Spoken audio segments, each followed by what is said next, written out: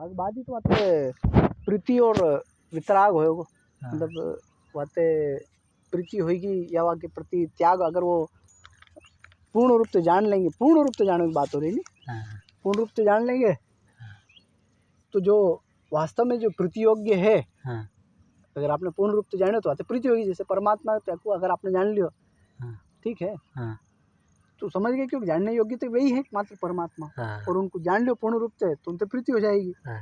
और संसार के जितने भी दोष दुर्गुण है इनको अच्छी तरह से जान लो। हाँ, ये वास्तव में दोष दुर्गुण है, अगर दोष दुर्गुण है हमारे लिए घातक है, दुखदाई है, ठीक है, तो उनके प्रति वितरागता होगी। जिससे कि काम, प्राय काम को लोग अच्छे ही माने, क्योंकि वो जान नहीं रहे ना काम के संबंध में, है ना।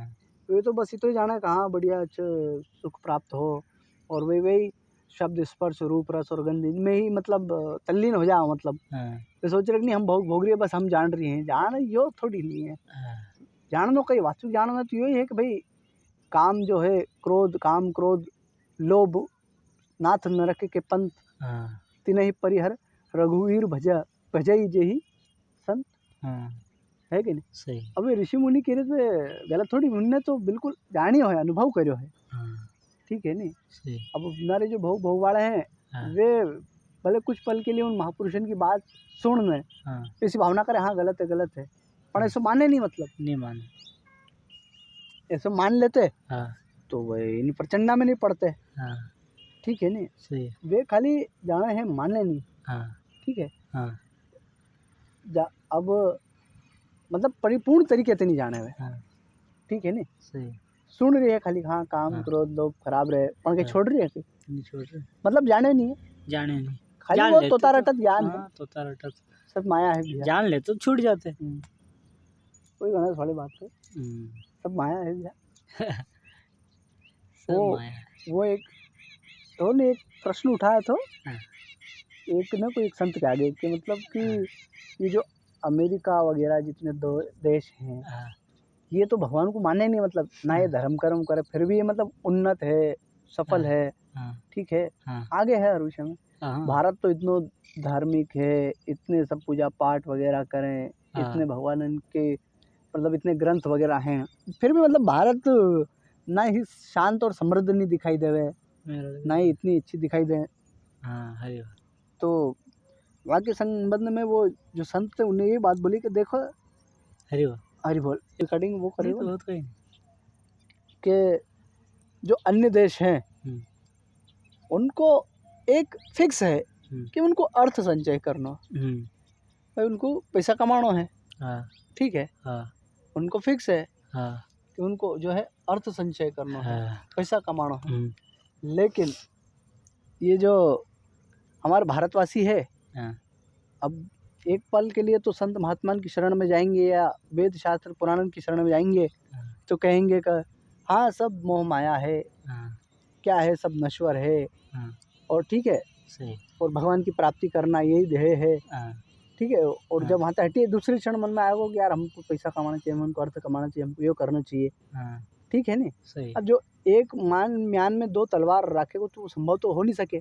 अमेरिका वाले तक भगवान धर्म कर्म त्याग वाग कोई इतने नहीं माने। अन्य जो दूसरे जो भी है कंट्री है, मान लो वेस्टर्न कंट्री जो है, उनको तो एक फिक्स है या वास्तव में समृद्ध हो जाए, उनको एक ही लक्षण है। भारतवासी कही है कि दो नाव में सवार हो वाला काम करे, वे सोचे कि हम मोक्ष भी प्राप्त हो जाए और माया भी प्राप्त हो जाए, या वास्तव अदर जुल में रह जा, संतप्त रह जा, तो ना तो धन मिले ना मोक्ष मिले ना शांति मिले, या वास्ते मतलब केवल तत्पर है कि जब में भी रहो, एक में रहो, या तो इस तरफ रहो या उस तरफ, ठीक है। अगर आप तुम माया में चाहे तुमको प्राप्त करना फिर माया में जाओ, कमाओ धन दौलत जो भी है तुमको करना है, अच्छे समृद्ध होना वो करो, फिर भगवान की इन मोक्ष को इन धर्म कर्म की बात छोड़ो फिर। और यदि अगर तुमको मोक्ष प्राप्त करनी है, भगवत प्राप्ति करनी है, तो फिर इन सब के प्रति त्याग की तुम्हारी भावना होनी चाहिए, ठीक है नहीं। इन सब के प्रति अनासक्ति की भावना होनी चाहिए, तो फिर भले उन्नति हो या नहीं हो, शांति तो रहेगी, ठीक है ना। तो ये बात उन संत ने कही, ठीक है ना। तो कारण यही है हमारे भारतवासी को के वे दो ही और तरफ भागे, वेद शास्त्र संतन की बात सुनने के यार मोक्ष वगैरह ये होए करे, ये स्वर्ग वगैरह होए करे, तो यार हमको ये भी मिल जा। फिर जब ये मिलवे के लिए तो भाई त्याग वाली बात, वैराग्य वाली बात आ, तो फिर सोचे कि नहीं यार, हम त्याग भी नहीं करें, वैराग्य भी नहीं करें, मतलब हमको धन भी मिल जाए, माया भी मिल जाए और ब्रह्म भी। ऐसा नहीं हो, जब मतलब वही कि भाई दिन भी हो जाए और रात भी। भाई रात्रि को जो है वो माया की संज्ञा दी गई है, और ब्रह्म जो है उनको प्रकाश सूर्य की संज्ञा दी गई है। अब भैया सूर्य और रात तो एक साथ कैसे रह सके? या तो सूर्य रह जाए वो, या रात्रि रहेगी, ठीक है नहीं, या रवि रह जाएगा या रजनी रहेगी। अब तुम दो ही चाहोगे तो फिर वो तो जो है ही नहीं संभव, बाबू संभव करो बेचारी है, तो वो तो फिर केवल मूर्खता ही है क्या? वो तो केवल समय की बर्बादी है। जो ये चेष्टा करे कि नहीं यार रात और सूर्य दो एक संग हो, ये भावना का तो पूरी जीवन ही कल्पना करते रहे, बाकी अनेक जन्म बीत जाए तो कहीं मतलब ही नहीं हो, कल्पना ही रहेगी, सत्य होगी। बस वही सोचे हम माया भी कर लेना, ब्रह्म भी, तो फिर वाको जीवन भी बस ऐसे भटकते रहे, कुछ नहीं होना, ठीक है ना। जो संभव नहीं है वाको कल्पना भी क्यों करो, ठीक है ना। ये संभव है कुछ क्या कि सूर्य और रात दो एक संग रह सके? है संभव? है नहीं हो सके। तो फिर बस ये सूर्य भगवान जारी है और रात आ रही है, पर सूर्य भगवान जारी है, एक साथ नहीं रहेंगे। तो जो असंभव को संभव करे हुए की कल्पना करेगा, वाको जीवन निरर्थक जाए, वो जीवन के वाके अनेक जन्म निरर्थक चले जाएंगे। तो संभव नहीं है। सही है। इसलिए एक तरफ रहो, या तो इस तरफ रहो या उस तरफ रहो, यूँ। अब वेस्टर्न इनको फिक्स है, कब इनको तो होता है कि यार भाई हमको तो भाई बिजनेस करने है, या हमको तो जो है समृद्धशाली बनाना है अपने देश को, या समृद्ध होना, उनको तो त्याग वैराग्य भगवान पूजा पाठ धर्म कर्म इनसे कोई मतलब नहीं उनको, ठीक है सही। या वास्तव में प्राय समृद्ध दिखाई दे में, शांति है नहीं है वो तो वे ही जाने, उनसे जान पूछो शांति है नहीं है, लेकिन फिर भी वे जो दिखाई दे वो उनके खाली जो एक ही इनको जो है लक्ष्य वह के आधार पे दिखाई दे। अब हमारे भारतवासी इनके दो लक्ष्य में या वास्तव दुखी दिखाई दे, ठीक है नहीं। सही है। ये भी कहें कि सब परिवार फैमिली सब मोह माया है, सब झूठ है, सब नश्वर है। दूसरे क्षण चिंता भी करे कि हमारा संतान को यो नहीं हो रही हो, हमारे संतान को वो नहीं हो रही हो है, हमारी संतान तो निकम्मी है, हमको यो कष्ट दे वो दे। तो फिर कई मतलब कई करे आप स्वयं को बेवकूफ़ बना रही है ना, दूसरे को थोड़ी कही यार, खुद को बेवकूफ़ बना रही है क्या? सही है। ऐसा या वास्ते दुखी रहे यूँ।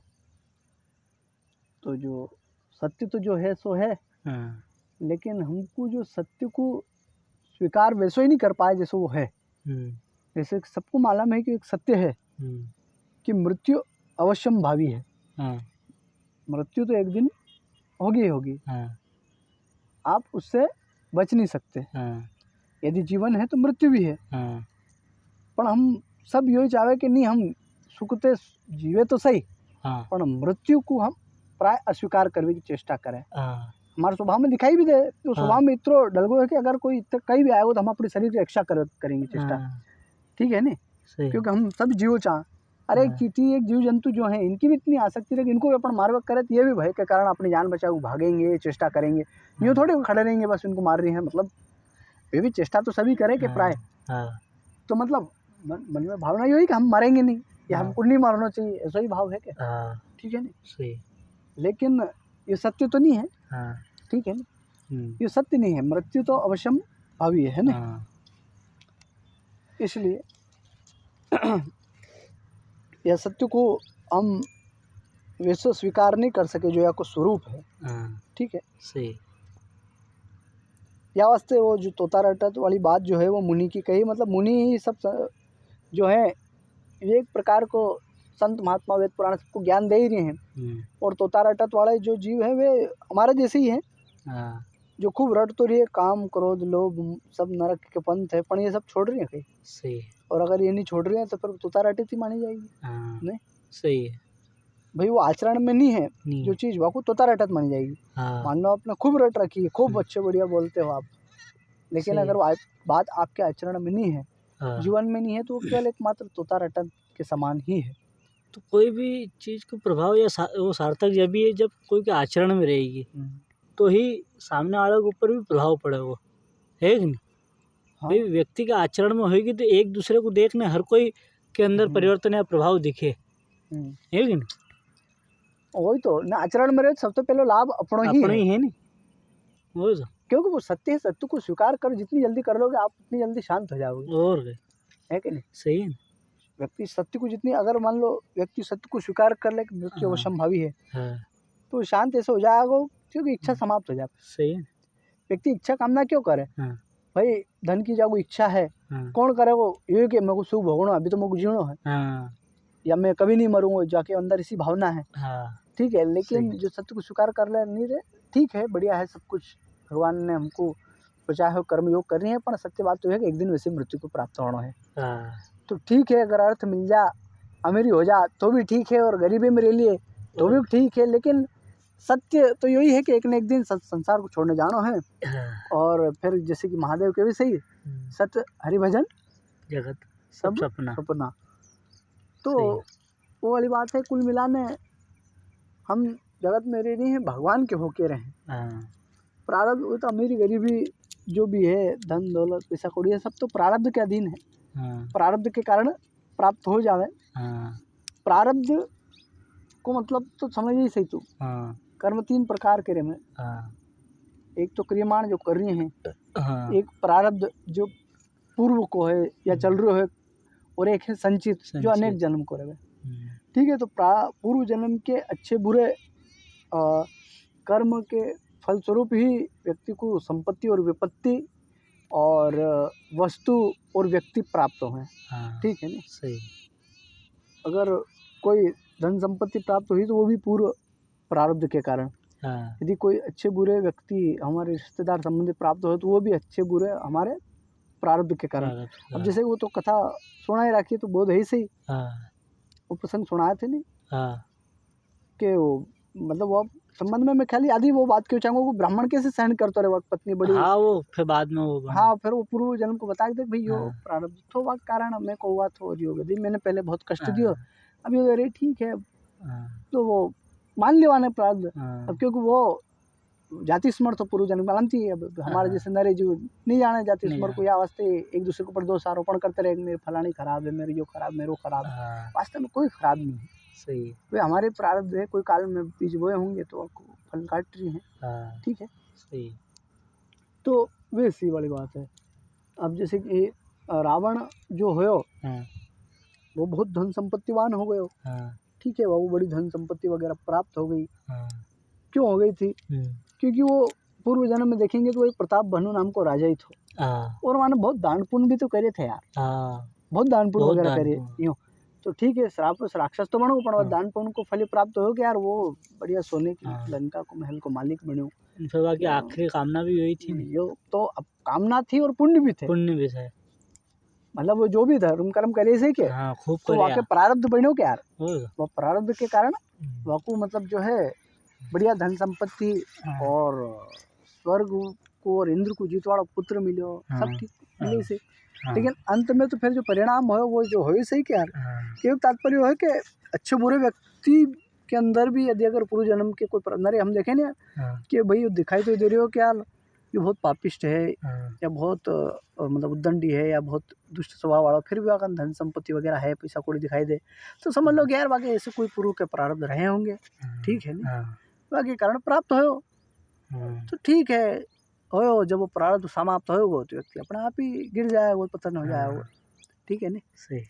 जैसे कि रावण और हिरण्यकश्यप के संबंध में यही तो बात है। हाँ, जब उनको पूर्व प्रारब्ध के कारण वे समृद्ध हुए थे, हाँ, या उनको जो भी शक्ति वगैरह प्राप्त हुई थी, हाँ, तो जैसे वो प्रारब्ध समाप्त हो वे भी समाप्त हो गए। हाँ, ठीक है ना, हाँ, उनको सब कुछ समाप्त हो गए। होगा। रावण को जैसे प्राप्त के कारण प्राप्त हो तो वैसे वाकु छिनते गए हाँ, हैं, लंका वगैरह सोने की जला दी गई, हाँ, भाई बंधु प्राण से प्रिय पुत्र वगैरह सब छीनते गए, हाँ, और अंत में वो भी प्रभु श्री रघुनाथ जी के हाथों समर भूमि में शरशैया को प्राप्त हो गए। हाँ, ठीक है ना, तो अब वो एक वास्तविक बात तो है कि वो कल्याण हो प्रभु के हाथ से मिले, वो तो सब लीला ही है। हाँ, लेकिन एक दृष्टिकोण यही है कि देख सब पतन हो गए हो के यूँ, होगा। प्रारब्ध के कारण प्राप्त हो तो पीछे पता ना होगा। छीन गए, तो चलते रहे। ठीक है, हम्म।